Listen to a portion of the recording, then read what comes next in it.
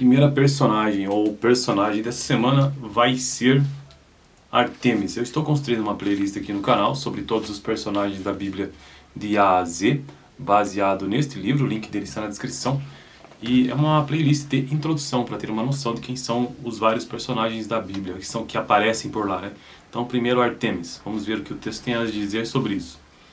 Artemis. Bom, não lembro de ninguém na Bíblia com esse nome. Eu não quero, antes de fazer o texto, fazer a leitura do texto. Deixa eu ver se eu lembro de algum personagem na Bíblia com esse nome. Personagem em si eu não lembro. Talvez seja uma referência àquela deusa grega que deve estar ou deve ser mencionada no Novo Testamento. Talvez em Éfeso tenha alguma lembrança sobre isso. Lá na carta aos Efésios, acho que tem algo sobre isso. Vamos ver se eu estou certo no texto, então.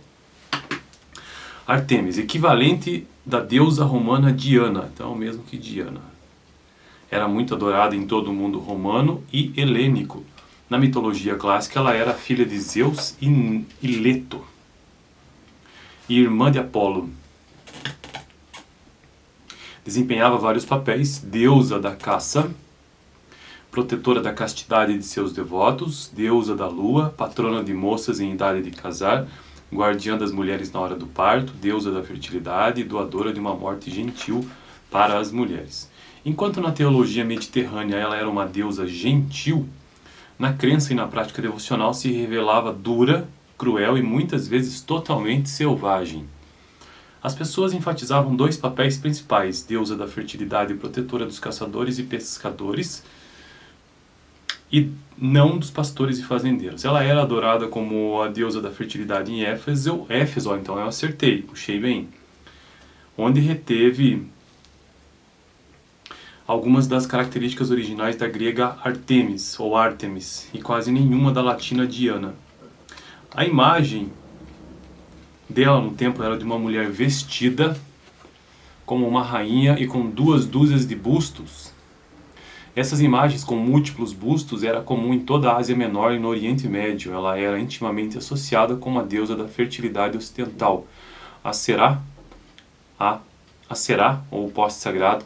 A mistura de deusas, por fim, mudou-se para a direção oeste e foi amplamente adorada na Grã-Bretanha como a deusa da fertilidade Ostre.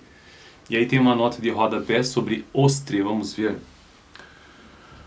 O termo em inglês Easter, Páscoa, origina-se do termo Ostre. O símbolo dessa deusa, representando a fertilidade, era um coelho, daí a figura do coelhinho da Páscoa. Nossa, assim, nunca eu tinha ouvido falar disso na minha vida. Então vem lá da deusa Artemis, que por sua vez foi parar na Grã-Bretanha, que lá tomou o nome de Ostre, que depois ficou Easter, Páscoa, segundo este livro aqui, que é um símbolo dessa deusa da fertilidade, que hoje então temos o coelho da Páscoa, Easter egg em inglês. Em Éfeso, o templo de Ártemis era uma enorme propriedade de terra gerenciada por um grupo de sacerdotes poderosos e ricos. Mercadores vendiam aos peregrinos e aos adoradores réplicas de Ártemis e pequenos santuários de prata representando seu templo. Esse era seu negócio, cujo rendimento foi ameaçado quando Paulo pregou o verdadeiro Deus. Eles não ficaram felizes. Eles arrastaram 2 dos companheiros do apóstolo, Gaio e Aristarco, para o teatro da cidade e ameaçaram bater neles até a morte. Paulo quis intervir, mas foi impedido por seu outro companheiro que sabia que a multidão o mataria. Por fim, o escrivão da cidade acalmou a multidão com a ameaça de que eles seriam presos por instigar um tumulto. Bom, então o vídeo de hoje foi sobre Ártemis, que foi uma deusa romana, também grega, deusa da fertilidade para muitos, e que na Bíblia aparece principalmente nessa história de Paulo em Éfeso. Fico por aqui. No próximo vídeo, então, o próximo personagem se chama Asa.